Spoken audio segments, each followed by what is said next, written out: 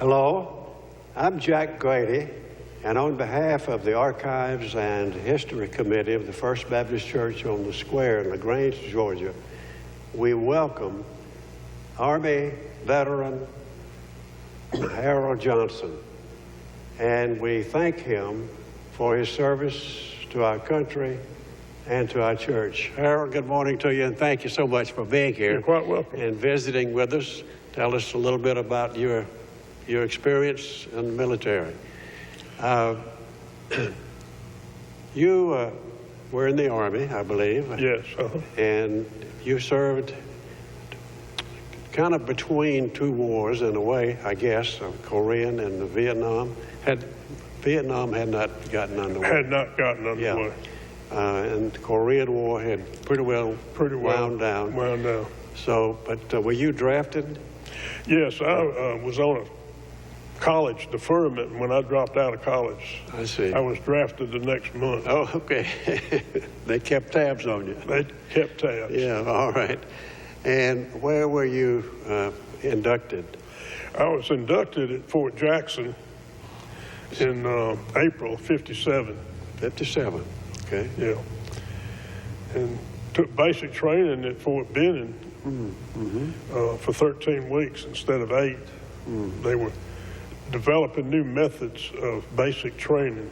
Tell us about that. For the Army. They felt like the basic training could be improved on.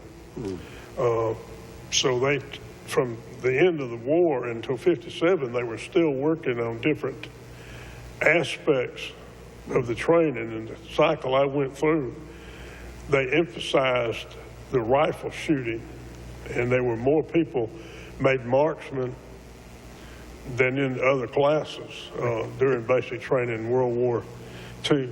Because of the emphasis. Because of the emphasis on shooting. I see, okay. But so you had a longer period of time for your basic. Right. And when you finished your basic training, you say 13 weeks? Right. Okay. And where were you sent then? We went to Fort Jackson to supply school. That's South Carolina? In South Carolina, Columbia, South Carolina, to learn how to type and fill out the forms for different types of material and get familiar with the nomenclature numbers that the Army, that the military services was going to. All branches were using the same numbers. So that was your assignment at that particular time? At that time, yes. Yeah, okay. And how long were you at That was 8 weeks. 8 weeks at Fort Jackson. And then where were you? After that, I went to Signal Supply School at Fort Gordon. Signal Supply? Signal Supply. Okay. To specifically identify radio communication parts, telephone wire, and that sort of stuff. Okay. And where is Fort Gordon? It's near Augusta. Oh, yeah. Okay. Georgia. Yeah. I know it sounded familiar, but I couldn't think of the location. Okay, so you were getting a lot of training and being prepared for special duty, I guess. Right. Okay. And when you got through with your training at Fort Gordon?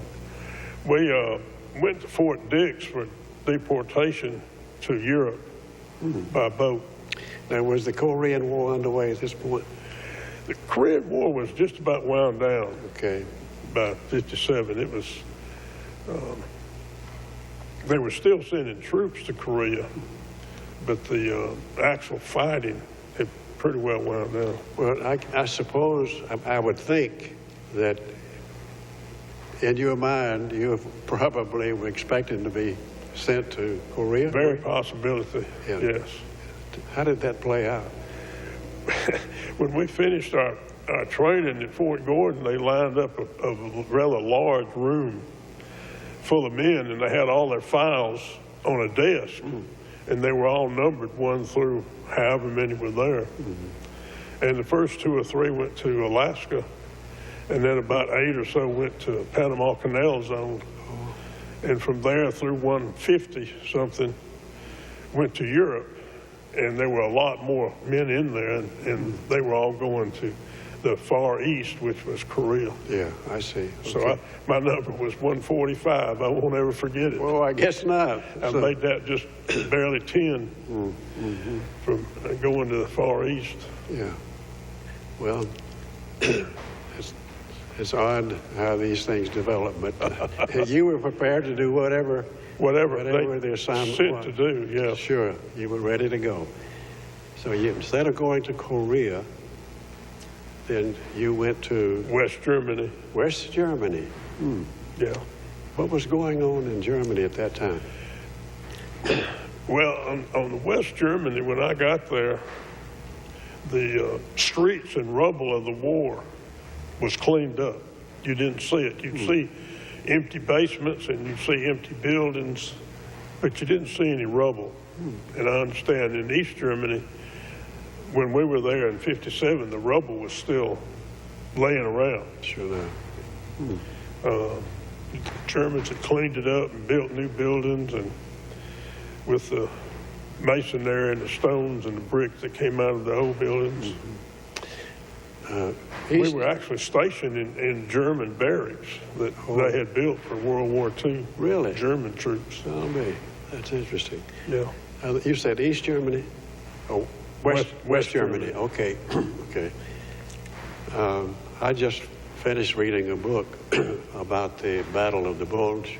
And of course, all of that whole area had been part of the experience there with movement of troops and so on. And Germany was trying to go to the, I believe, Antwerp, which was a port city in the eastern part of Belgium, I guess, Belgium. But they had been in that West Germany area for quite a bit during that period of time. A lot of battles are going on in there. So Right. I would imagine at one time there was a lot of rubble. Oh, I'm sure. Well, Mannheim was a city of 250,000 people. Oh, okay. With the leather industry, the Rhine River, and across the river was a railroad and a small steel industry. And the Allies destroyed 53% of that whole area. 53%. And there's a palace built on the Rhine River. They didn't bomb it. And there was a water fountain downtown. They didn't bomb it, but they hit the buildings across the street. It was really precision daylight bombing. Decision. It was hard to believe. Daylight. Buildings were standing and they were using the street level stores. But you could look through the second story window right out to the sky. Oh, my goodness. They hadn't built the whole building back. Yeah. How old were you at the time you were there? How long? About 23 when I went in. Okay. So I was just thinking about the fact that here you were a young man, Yeah. right there in the heart of Germany, where so much had happened. So much. It was right. And you saw evidence of a lot of it, I'm sure. Well, did the Russians come into that part of the country? And they came in from the east side. They came from the east, and I don't think they went much further than Berlin when they got That was to their that point. objective, wasn't it, to go to Berlin? That was their main objective. They wanted to be in there first, Yeah. I think, and they were. Oh, me, okay. All right, so, well, what were you doing then? What was your duty there in West The Germany? signal depot handled radio equipment. They took in equipment to be repaired. They issued new equipment. When a new type radio come out, they saw that all the units that needed one got one. Sometimes we would receive 5 or 6 or 7 tractor trailer loads My goodness. of new radio equipment and work around the clock to unload it and break it down and ship it back out to the individual units, I see. along with telephone wire, telephone equipment. So It was mostly unloading trucks. After I was there a while, I was supervising and checking it off of the manifest to be sure everything come. But yeah, I see. it was unloading trucks. wasn't unloading trucks. You had a good workout. They had some freeze lockers that were the size of a tractor trailer. Oh, boy. And they would store all the different kinds of batteries they needed to operate all the radio equipment, and it was frozen. So if a war come along and they needed those batteries, they didn't have to wait for them to be shipped from the United States. They just took them out of the freezers, thaw them up, and throw them out, and go to work. And if they stayed in the freezer for so many months, they actually took them out to use them and restocked them with new batteries and froze those. Well, that's something I would never think of. Well, I wouldn't have thought of it either, that the Army had to have all that many different kinds of batteries and all that many of them. And when they needed them, they needed them right then. Right. Yeah, and they had them there. That's interesting. Well, I appreciate you sharing some of those behind-the-scenes sort of things that go on. Yeah. I would never have. Of course, I took advantage of being over there. I visited Paris, France, and a friend of mine from high school and I went to London together and stayed a week. I got to go to Pisa, Italy, and see the Leaning Tower. Oh, boy. At that time, you could still go up in the tower, but it's leaning so bad now they won't let you go up in it. So you were there?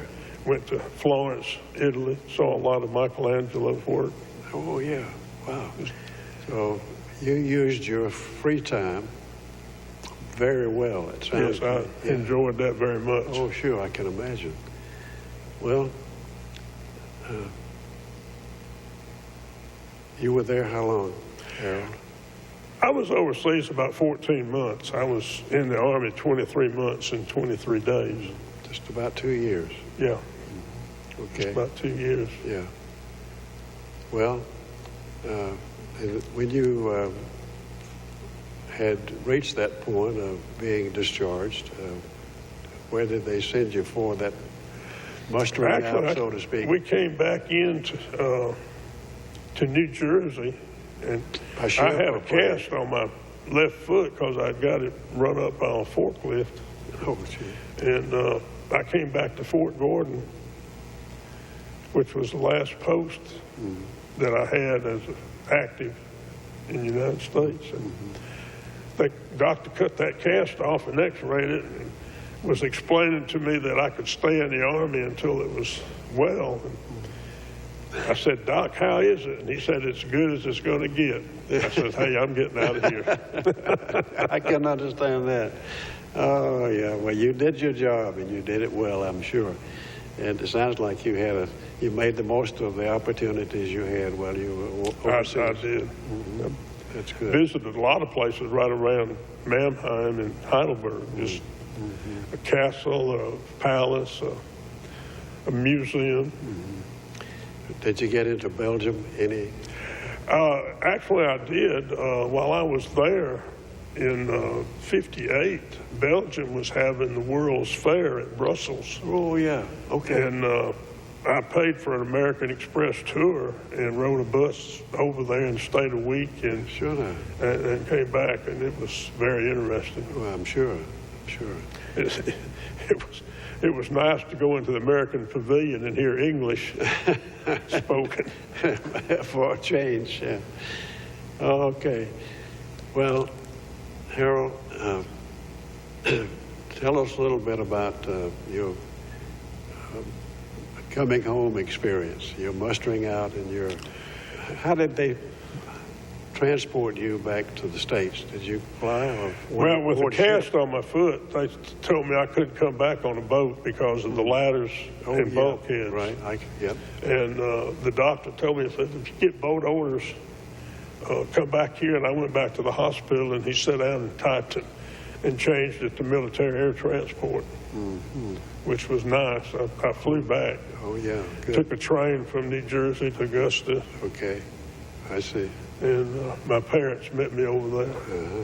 They took that cast off, and I had to have crutches to get around, but the crutches were theirs, and I just kind of had to hobble out to the car because I couldn't hardly walk on that foot for several weeks before I got enough strength in it. But you did. And everything worked out. After you came home, I'm sure it took you a little while to kind of get reoriented, about 5 minutes maybe. Yeah, about 5 minutes. Right. But were you living here in LaGrange at that time? Yes, I was still living at Liberty Hill. Liberty Hill, that's where you grew up. We moved there in 1945 after the end of World War II. And I grew up, I was 8 years old when the war broke out, and I was 11 when we moved to Liberty Hill. I see. Okay. Yeah, married a local girl in 1963. And this August of last year celebrated 50 years of being married. Great. Good for you. Good for you. Well, and as you look back on those days, and especially your experience in Germany and some of those other places in Europe, you have mixed feelings, I guess. You have good memories, and maybe you have some that are not so good, but it's all a part of it. Yeah, the Army wasn't too bad, looking at it this far away. Okay. When you're up close, that's right. A little different. When you're there, it's can get kind of harrowing. With Russia threatening West Germany like they did, we had an alert about once every 3 or 4 months, and they'd get you up at 4 o'clock, and you'd have to go to the depot and check out your vehicle and get it ready if you had to evacuate. But outside of that, the duty wasn't bad. But there was always a little uncertainty, I'm sure. There was always a little uncertainty. But they had a flare-up in Turkey, and they actually picked a platoon out of our company, put it together and sent it to Turkey with radio equipment, and sent a medium tank battalion down there to help quell the uprising. And they were gone about 3 months. And I thought, well, you know, I sure would like to win on that trip. But when they got back and talked about it, I was glad I didn't go. They were taking showers out of a field shower. Field shower.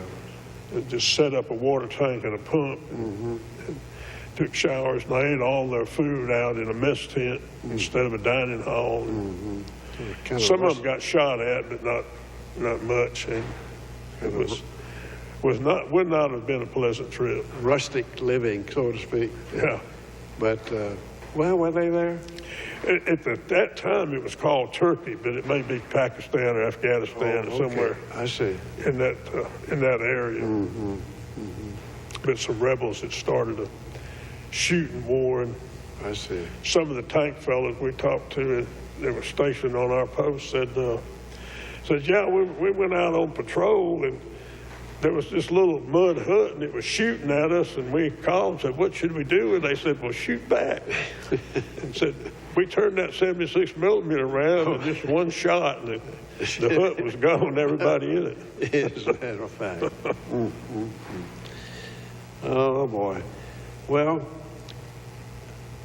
what would you say was one of your most memorable experiences of your military time?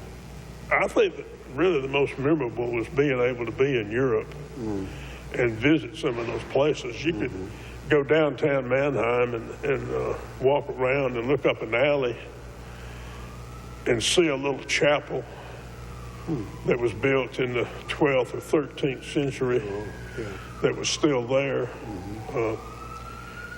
I had some German friends, and we went out and visited a castle that was in the ruins in 1100. The tourists had come in and scratched their name on the wall and dated it back in the 1100s. And, you know, America hadn't even been discovered then. And here, this was the ruins of a chapel, of a Yes. church Yeah. back then, and it was really a great experience. I'm sure it was. Yeah, we tend to forget in America because we are such a new country compared to Europe. To Europe. Yeah. My wife's brother lost his life in the Battle of the Bulge and was buried there in a temporary cemetery in Belgium. And then later, his family had the opportunity to bring the body home if they wished, and they did. And he's buried in Westport, Georgia. But we've been over there in Belgium to see that particular area. And I was like you, I was struck by the difference in the age of the town. They were celebrating this little town where we were in Belgium was celebrating their 1300th anniversary as a city town. So there is a significant difference in that. Well, you made the most of your time there, and that's great. And then when you came back, you got on with your life. Right.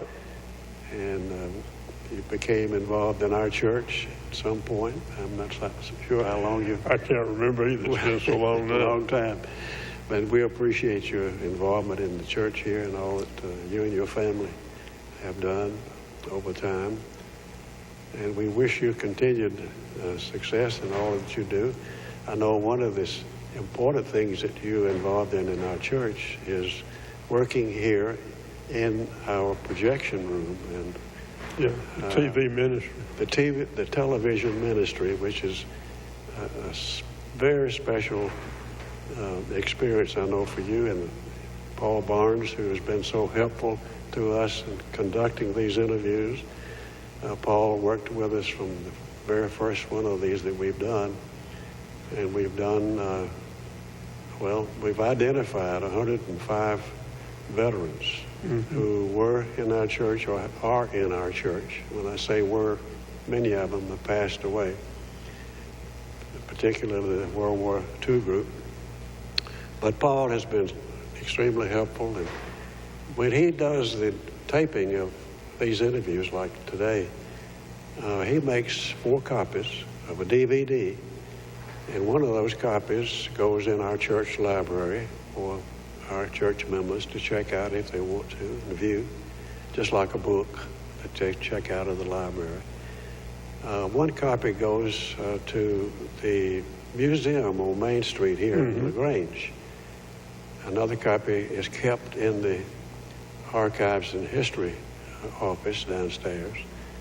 And then the 4th copy goes to the individual who's being interviewed. So you will receive a copy of this interview today, and your wife and other members of your family and friends, if you wish, whatever you want to do with that. It's your personal copy of this experience that we have here today.